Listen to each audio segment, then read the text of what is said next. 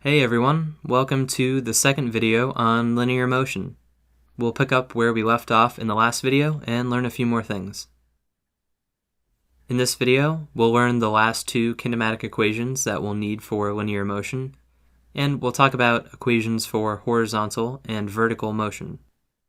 We'll also learn the difference between scalars and vectors, and we'll talk about physics problems involving average speed. First up, let's cover the last two kinematic equations that we'll need when we're studying the linear motion of objects, and see how we can apply them to both horizontal and vertical motion.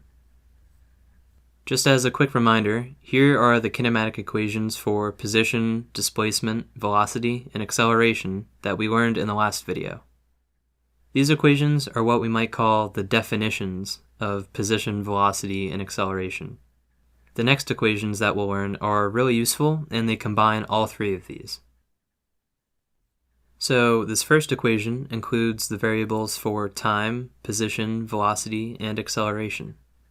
And for an object that's accelerating, this equation helps us find the object's position at any point in time by using the initial position, the initial velocity, the acceleration, and how long it's been accelerating for.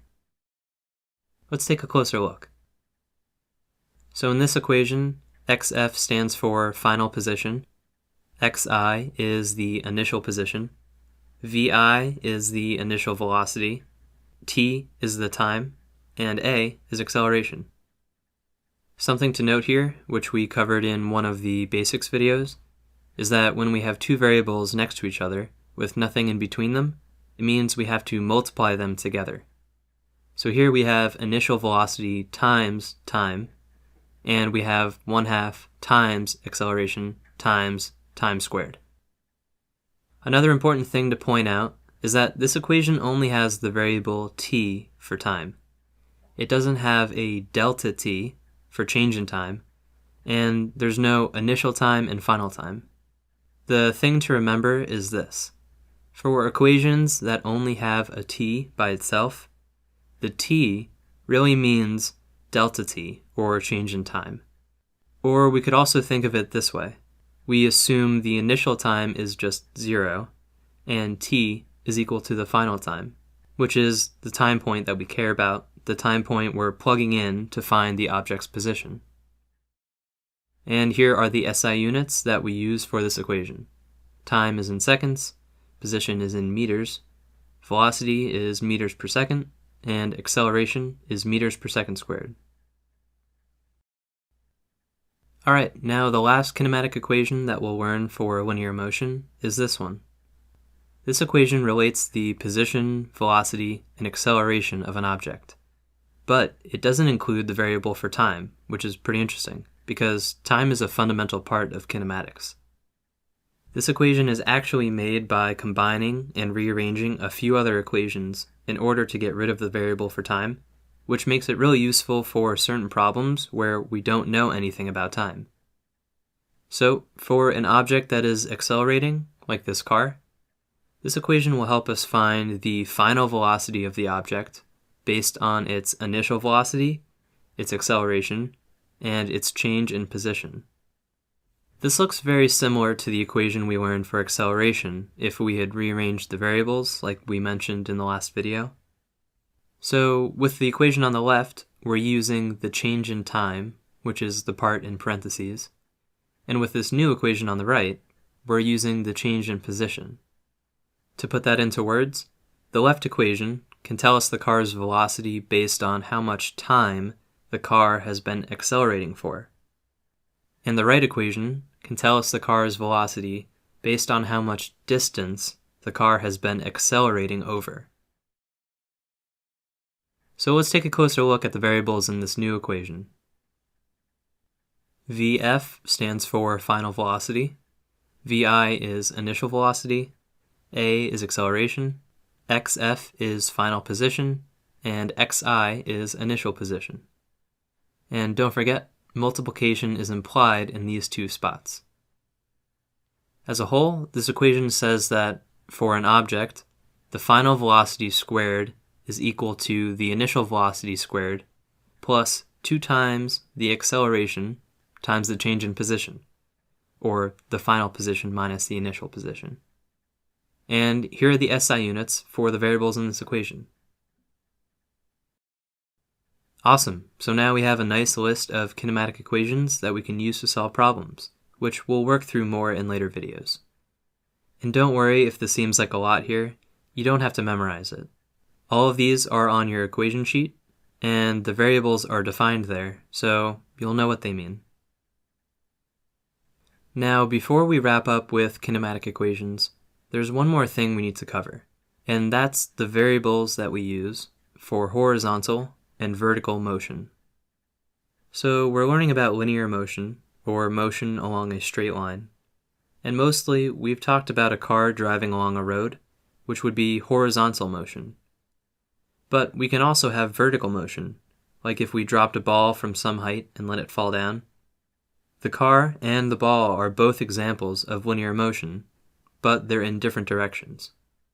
In physics, we typically use x to represent horizontal motion, and we use y to represent vertical motion. So, just like we've been using x to represent horizontal position, we're going to use y to represent vertical position, or the height of an object. And sometimes we'll use x and y as subscripts to label the direction of something. We can use v with x as a subscript to mean velocity in the horizontal direction, or v with y as a subscript to mean velocity in the vertical direction.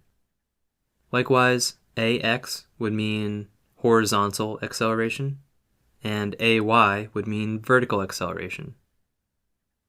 Now, when you look at it organized this way, at least for me, it kind of feels like position should have its own variable, like p, and then we would use x and y as subscripts, just like velocity and acceleration do. Well, the variable p is already taken, but you'll actually find in some places that people use the variable s to represent position. But in most cases, I've seen everyone use x and y to represent position, so that's what we're going to do in this course. The takeaway here is that when they're the actual variables, x and y mean horizontal and vertical position. But when they're subscripts next to a variable, x and y are telling us the direction of that variable, like velocity or acceleration. So what does this mean for our list of kinematic equations that we've put together? Well, it means we actually know twice as many equations as before without even learning them. Every equation can be applied to either horizontal or vertical motion just by using x or y. The equation we learned for displacement uses x for horizontal displacement. But if we use y instead of x, now we have an equation for vertical displacement. Here's our equation for average velocity that uses x. And again, if we use y instead of x, we have an equation for vertical average velocity. Notice how we've added x and y as subscripts for the average velocity variables to label them as average velocity in the horizontal or vertical direction. And we can do the same thing for our equation for acceleration. Here, all the variables for velocity and acceleration get their own subscript, x or y, to label the direction. However, the variable t, for time, does not get an x or a y subscript, because time applies to all motion. Time can't be horizontal or vertical. And finally, here are the last two kinematic equations that we learned, and again, each one has a version for horizontal or vertical motion, just by using either x or y. So to wrap up this section, here's what I want all of you to take away from this. Different physics equations are going to show up in this course, in your class, in other online videos, maybe on a website where you do your homework, or wherever. And all of those equations might look just slightly different from each other. They might have different subscripts, or they might just be rearranged. And it can definitely be annoying, especially when you're learning these for the first time. But don't worry about all of that. All you need to know is what each variable means and what each subscript means. That way, you'll understand how to use any equation, even one that you haven't seen before. So just to reiterate, the variables in an equation are the large letters, and the subscripts are the smaller letters at the bottom right of the variable. We can think of a subscript as a label, and a variable can also have more than one subscript. So for the kinematic equations, here are the variables that we'll use. T is time. As variables, x and y mean position, v means velocity, and a means acceleration. And for the subscripts, I means initial, or instead you might see a 0, which means time 0, and it's also sometimes called not. I and 0 both mean the same thing. F means final, and if there's no subscript, it might also mean final. You would see variables with the subscripts I and F in an equation, or instead, you would see variables with the subscript 0 and then one with no subscript. These are sort of paired together. Then x as a subscript means the horizontal direction, and y as a subscript means the vertical direction. And last, it's not a variable or a subscript, but remember that this little triangle is delta, and it means the final value minus the initial value, or the change in that value. And again, this might seem like a lot to remember, but don't worry, the equation sheet for this course will have everything on it. This video is meant to introduce these equations, but we'll get a lot more comfortable with them as we start doing practice problems. So next up, let's talk about scalars and vectors. A scalar is a quantity that only tells you the magnitude, and a vector is a quantity that tells you both the magnitude and the direction. So what does that mean? Well, scalars are what we're mostly used to. For example, 6 miles is a scalar quantity, and 12 meters per second is a scalar quantity. On the other hand, 6 miles north would be a vector, or 12 meters per second to the right would also be a vector. That's because they tell us the magnitude, like 6 miles, as well as a direction, like north. If you take a scalar quantity and add a direction to it, you turn it into a vector. Also, we've mentioned the words distance and displacement. The difference between them is that distance is a scalar and displacement is a vector. And it turns out, this is the difference between speed and velocity. Speed equals distance over time, which makes it a scalar, while velocity equals displacement over time, so it's a vector. Let's take a look at the difference between distance and displacement. Here's our friend Mike. If Mike starts here and he travels 5 meters, where is he now? Well, it's not possible for us to know, because we weren't given a direction. We were given a distance, which is a scalar. Now instead, say we have a compass, and we're told Mike travels 5 meters west. Now we know exactly where he is.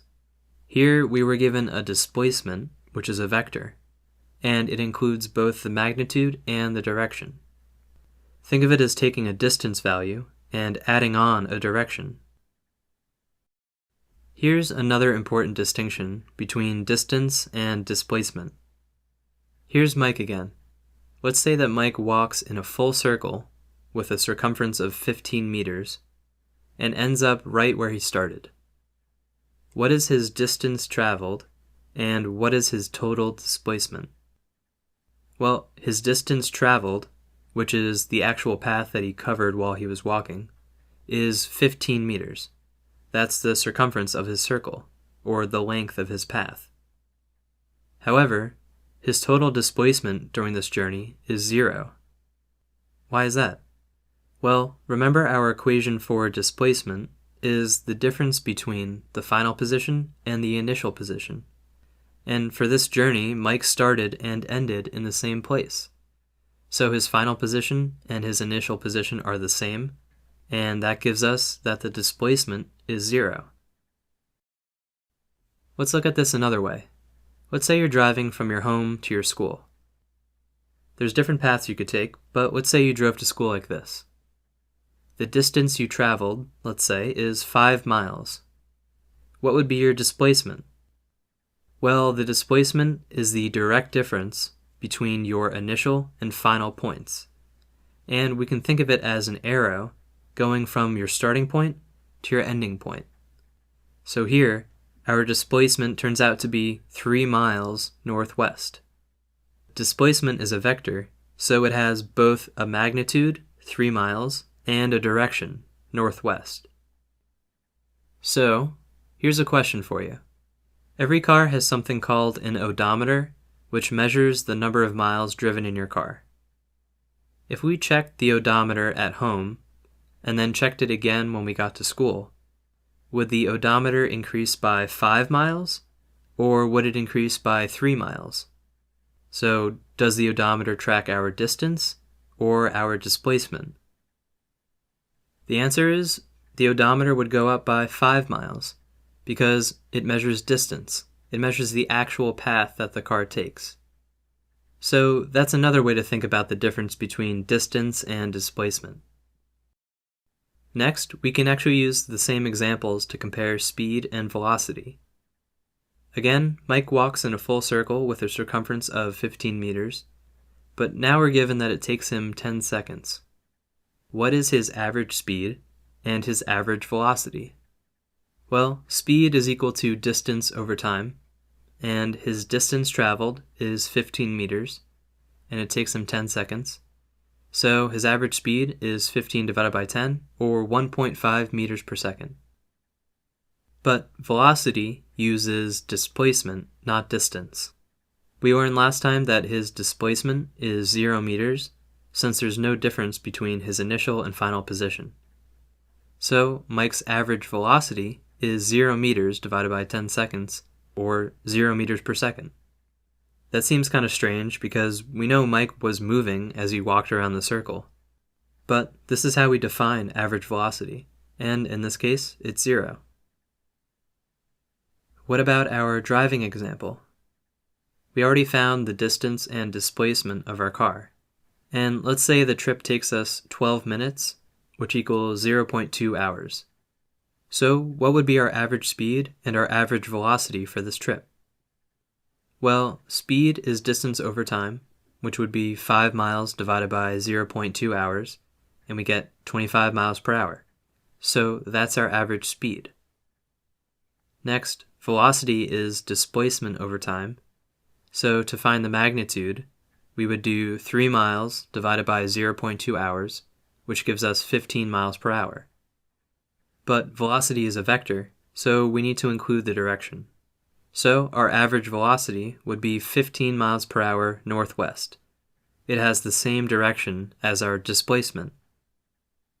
And, similar to last time, every car has what we call a speedometer. That's the thing that tells you how fast you're going. Now, does the speedometer tell us the speed or the velocity of the car? Well, the name kind of gives it away, but a speedometer tells us the car's speed. The speedometer only knows we're driving forward, but not which direction we're traveling.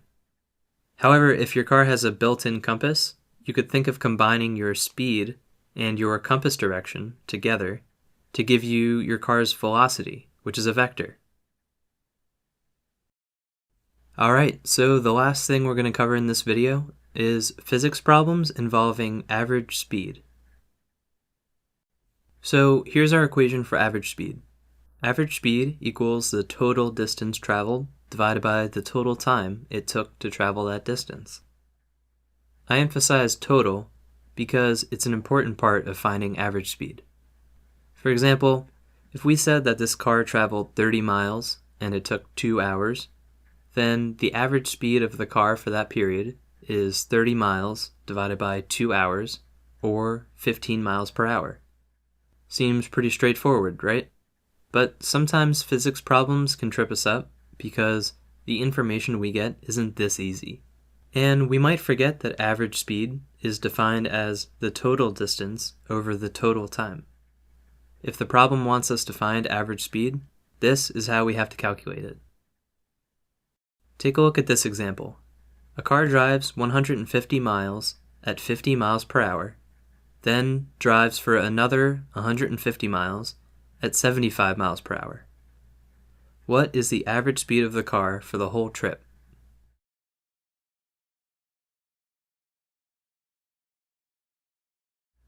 So, what are the important pieces of information in this word problem? We're given some numbers.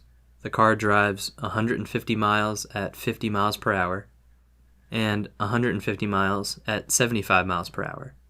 And we're being asked to find the average speed. So we see the word average. We know what average means. We know how to take a group of numbers and find the average, right? So to find average speed, can we just find the average of 50 miles per hour and 75 miles per hour?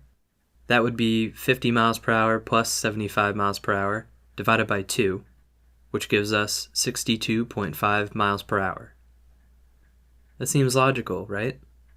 Well, this is actually not the average speed. Remember, this is how we define it. The average speed equals the total distance divided by the total time.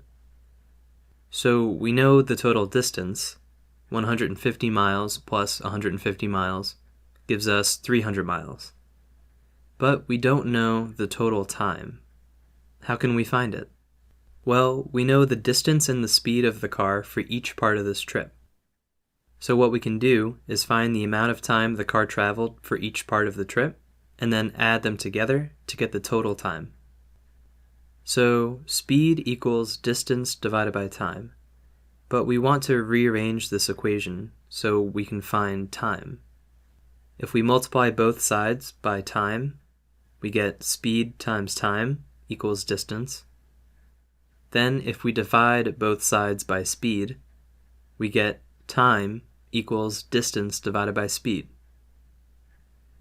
Quick side note, we just rearranged our equation so time is by itself on one side, and then next we're going to plug in numbers to solve for time.